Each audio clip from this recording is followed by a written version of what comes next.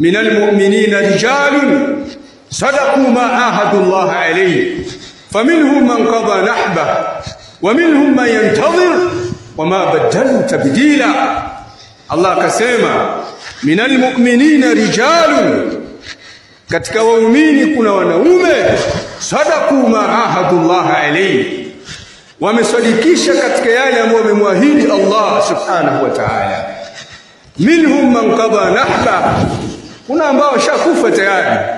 Wa minhum man yantazir, na kuna ambao wanangojea. Wama badalu tabdila, na hawabadilishi ile misimamo aliyokuwa nayo.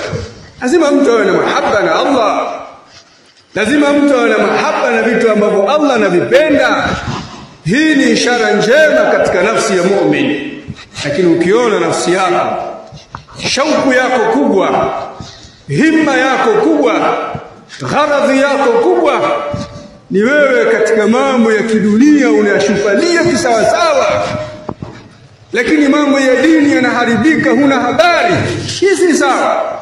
Na haya si mapenzi ya dhati ya kumpenda Allah subhanahu wa ta'ala.